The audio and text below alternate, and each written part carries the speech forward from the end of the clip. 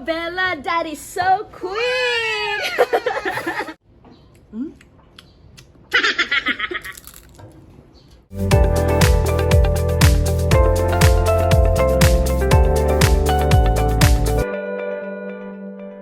Hello everyone! Welcome back to another episode of Bake and Cook with Louise and Isabella Louise. So for today's episode, we are going to make super easy homemade nachos. So this is a super easy recipe, so everyone can make it.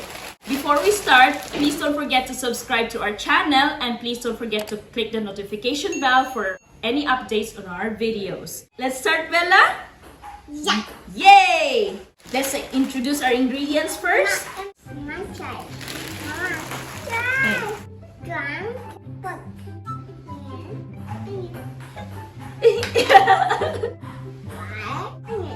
Green ice.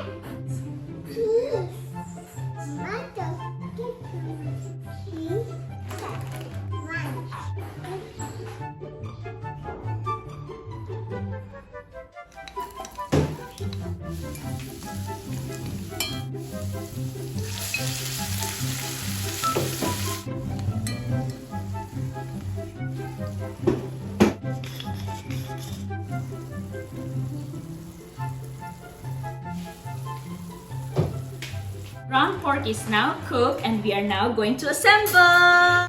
First, the nachos.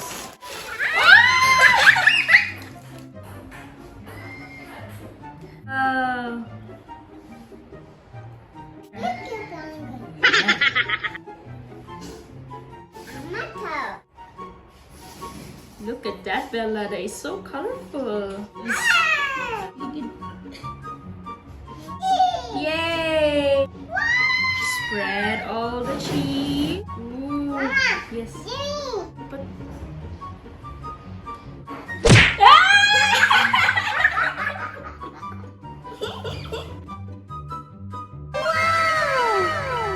Our super easy homemade nachos is now ready, so tasting time! Yay!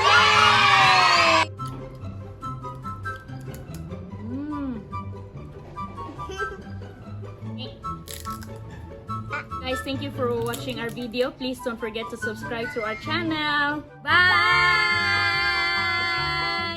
Let's eat!